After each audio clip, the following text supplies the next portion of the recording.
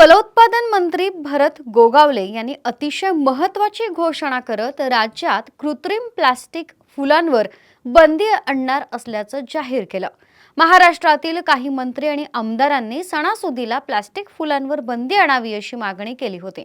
एवढंच नाही तर 105 आमदारांच्या सहीचं पत्र मुख्यमंत्री देवेंद्र फडणवीस यांना देण्यात आलं होतं। मागच्या आठवड्यामध्ये या ठिकाणी प्लास्टिक फुलावरती आणि कृत्रिम फुलावरती बंदीचा विषय सभागृहामध्ये चर्चेला होता। अध्यक्ष महोदय, महाराष्ट्र राज्यातून फार मोठ्या प्रमाणावरती साधारणतः 10 ते 15 हजार शेतकरी आज उद्या सकाळी या ठिकाणी आजपासून उद्या सकाळपर्यंत आझाद मैदानावरती येत आहेत। अध्यक्ष महोदय, मंत्री महोदयांनी सांगितलं होतं बैठक घेतो आणि त्याच्यावरती निर्णय देतो। अध्यक्ष महोदय, ही फुलं कृत्रिम फुलं अत्यंत घातक अशा पद्धतीच्या रंगात तयार केलेली आहेत। काल मुख्यमंत्री देवेंद्रजी फडणवीस साहेबांशी जी चर्चा झाली, मंत्री महोदय भरतजी गोगावले या ठिकाणी आहेत।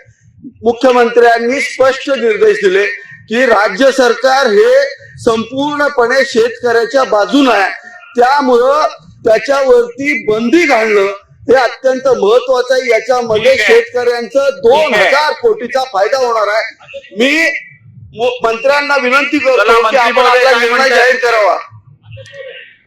जे आपण मुद्दा मांडलेला आहे, काल मुख्यमंत्री चर्चा होऊन याच्यावरती आम्ही बंदी आणतोय आणि ही कृत्रिम फुलं आपण ते बंद करून टाकू। कालच आमची चर्चा झालेली आहे, त्यांनी सांगितल्याप्रमाणे आम्ही ह्याच आठवड्यामध्ये बसून त्याच्यावरती कायमची बंदी आणू। अशा स्थितीमध्ये आगामी गणेशोत्सवाचा काळ लक्षात घेता कृत्रिम फुलांचा व्यवसाय करणाऱ्या व्यावसायिकांवर तर दुसरीकडे नैसर्गिक फुलं विकणाऱ्या व्यापाऱ्यांवर काय परिणाम होऊ शकतो पाहूयात। मी सध्या रविवार पेठेतल्या एका आर्टिफिशियल फुलांच्या दुकानाबाहेर उभी आहे आणि तिथे आपण बघू शकतो की खूप सारी फुलं आहेत। ऐन गणेशोत्सव तोंडावर येतोय आणि याच्यामध्ये व्यापाऱ्यांची काय भूमिका आहे हेच पाहून आपण घेणार आहोत। तुम्ही किती वर्षापासून या व्यवसायात आहात आणि तुमचं नाव सांगा आणि कसा फरक पडणार आहे या सगळ्या गोष्टींमध्ये? माझं नाव रायचंद बंजारा आहे। मी 10 वर्षांनी व्यवसाय करतोय। आर्टिफिशियल फ्लावर सगळं हे माळा वगैरे आहे, बंद केलं तर लय फरक पडेल। ते अर्धं काम हे आर्टिफिशियलवरच आहे, सगळं होत नाही ना रिअलमध्ये। डेकोरेशन वगैरे सगळं फ्लावर आहे, हे रियूज होतं, फेकायला गरज नाही त्याला, 4-5 वेळा यूज होतं एकदा केले की। गणेशोत्सवाच्या पार्श्वभूमीवर तुम्ही वर्षाला किती गुंतवणूक घेता, किती माल आणता आणि मग कसा त्यावर फरक पडू शकतो? मी 25-30 लाखाचं माल विकतो गणपती डेकोरेशनचं वर्षभरमध्ये। आर्टिफिशियल फ्लावर आहे, सगळं मटेरियलचं फरक पडणार, लय फरक पडणार बंद केलं तर। आम्ही कुठे जाणार? आणि एकूण आता हे फक्त तुमचं दुकान झालं, पण पूर्ण रविवार पेठ आहे, पूर्ण पुण्यातला हा सगळा व्यावसायिक आहे, त्याच्यावर सुद्धा कसा फरक पडू शकतो जर अचानक अशा संदर्भातली काही बंदी वगैरे आणली तर? फ्लावरचं केलं तर कमीत कमी 70% आर्टिफिशियल फ्लावर यूज होते, मग लय फरक पडेल ते लोकांच्या काममध्ये। किती पैशांचा काही हे होऊ शकतो? लय यूज होतं ते, कोटींमध्ये कमीत कमी 4-5 कोटी गणपतीमध्ये यूज होतं।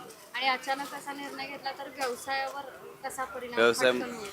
व्यवसायाला लय फरक पडेल। याबाबत व्यापाऱ्यांशी ऑफ कॅमेरा बोलताना त्यांनी सांगितलं की ऐन गणेशोत्सवाच्या पार्श्वभूमीवर असं होऊ नये असं वाटत होतं, कारण गणेशोत्सवाचा काळ हा व्यापाऱ्यांसाठी खूप महत्त्वाचा असतो। शिवाय हा निर्णय जर घेतला तर तो उशिरा लागू व्हायला हवा होता, म्हणजेच व्यापारी आणि ग्राहक या दोघांचाही गोंधळ होणार नाही आणि त्याचा आर्थिक परिणाम व्यापाऱ्यांवर होणार नाही। दुसऱ्या एका व्यापाऱ्यानं सांगितलं की अशा पद्धतीचा निर्णय म्हणजे थेट व्यापाऱ्यांवर आणि ग्राहकांवर परिणाम करणारा असेल। शिवाय एकट्या रविवार पेठेचा विचार केला तर एकट्या पुण्याचा विचार केला तर जवळपास 500 कोट्यांची उलाढाल या सगळ्या फुलांच्या व्यापारामधून होत असते, त्यामुळं थेट व्यवसायावर परिणाम होणार आहे। दुसऱ्या बाजूला विचार केला तर नैसर्गिक फुलांचा वापर सणासुदीच्या काळात केला तर शेतकऱ्यांवर आणि व्यापाऱ्यांवर कसा परिणाम होऊ शकतो याची देखील माहिती घेतली। मी आता मंडई जवळच्या फुलांच्या बाजारामध्ये उभी आहे आणि इथं असे व्यापारी फुलांचे बसलेले आहेत। खरं तर 3 आमदारांनी आपल्याकडे प्लास्टिक फुलांना बंदी घालावी अशी मागणी केली आहे. प्लास्टिक फुलं नको, त्यामुळे शेतकऱ्यांना फायदा होत नाही आणि शेतकऱ्यांना फायदा व्हावा अशी मागणी अनेक 3 आमदारांनी केली आहे. तर मला असं म्हणायचं आहे की जर शेतकऱ्यांना फायदा व्हायचा असेल तर ही बंदी महत्वाची ठरू शकते. सरकारनं अजून त्यावर काही निर्णय घेतलेला नाहीये, पण जर बंदी घातली तर मात्र फुलांचा व्यवसाय हा वाढू शकतो. पर्यायानं व्यवसाय करणाऱ्याला आणि शेतकऱ्यांना सुद्धा फायदा होऊ शकतो. माझ्यासोबत आता मनोज टेकाळे आहेत आणि ते 20 वर्षापासून या व्यवसायात आहेत. सर, काय सांगाल? माझ्या म्हणण्यानुसार ज्यावेळेस फुलांना प्लॅस्टिकच्या फुलावर जर बंदी घातली तर कमीत कमी 20 ते 30% फुलांचा सेल्स वाढू शकतो. त्याच्यानंतर शेतकऱ्याला पण त्याचा फायदा होऊ शकतो, व्यापाऱ्याला पण होऊ शकतो. आणि बाकीचे म्हणजे प्लॅस्टिक ज्याच्या अगोदर आम्हाला जेव्हा प्लॅस्टिक नव्हते ना त्यावेळेस आमचा सेल बऱ्यापैकी चांगला होता. त्यानंतर थोडा घटला गेला प्लॅस्टिक फुलामुळे. लग्नाचा असो, इव्हेंटचा असो किंवा डेकोरेशन असो, गणपतीमधले, त्याच्यामुळं एक 30% फरक पडलेला आहे. प्लस तुम्ही म्हणताय 3 आमदारांनी याच्यावर जे आक्षेप घेतला तर व्यापाऱ्याच्या म्हणण्यानुसार तीनने घेऊन कुठला पर्याय निघणार नाही. तर जास्तीत जास्त आमदारांनी ह्याच्यावर बोलावं आणि तोडगा काढावं. त्यासाठी शेतकऱ्याचा आणि व्यापाऱ्याचा आणि उद्योगाला बी चालना मिळेल. एक शेतकऱ्यांच्या मालासाठी एक माझं असं मत आहे. आणि दुसरी गोष्ट म्हणजे जर तसं झालं तर एकतर पर्यावरणासाठी सुद्धा ही गोष्ट चांगली आहे, शेतकऱ्यांना सुद्धा फायदा होणार आहे. पण जो ग्राहक येतो त्यासाठी म्हणजे आज या फुलाची किंमत किती आहे, मग तेव्हा वाढू शकते का? मग तो ताण ग्राहकावर येऊ शकतो का? नाही, तसं काय होतं, जेव्हा जास्त ये व्हायला लागली नसेल तर शेतकऱ्याचा आवक पण वाढतो ना माल. आता लोकांना काय होतं, जास्त सेल होत नाही म्हणून ते 2 एकर लावणार, तर पुढे सेल वाढायला तर 4 एकरचा म्हणजे त्यांचं हे वाढतो ना, उत्पन्न वाढलं जातो ना शेतकऱ्यांचं. आता बाबा कुठल्या मालाला भाव नसेल तर या मालाला भाव मिळत असेल तर तो ह्याच्याकडे तो वळला जातो शेतकरी. शेतकऱ्याचं कसं असतं, ज्याला जास्त भाव मिळतो तर ते प्रोडक्शन तयार करतो शेतकरी. मग समजा गुलाब असेल किंवा धान्यामध्ये असेल किंवा कांदा असेल, त्याचा भाव वाढला की त्याची लागवड वाढवतो. शेतकऱ्याचा हेतूच असा असतो की आपल्याला त्यातनं मिळलं पाहिजे. मग तो सेल वाढला, आपला जेव्हा सेल वाढेल तो उत्पन्न पण वाढेल ना. त्याच्यामुळे बाजारभावामध्ये असं काही एवढा फरक नाही पडू शकत.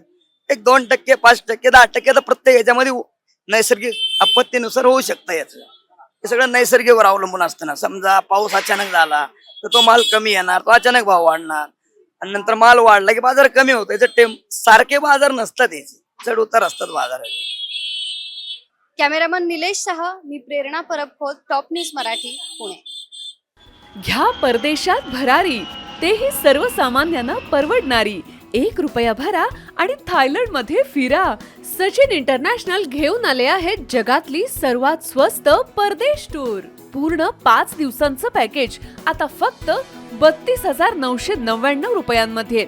पॅकेज मध्ये विमान प्रवास, हॉटेल, ब्रेकफास्ट, ट्रान्सपोर्ट आणि प्रेक्षणीय स्थळे.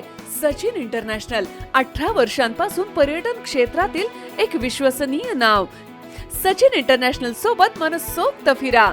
संपर्क 7767989898.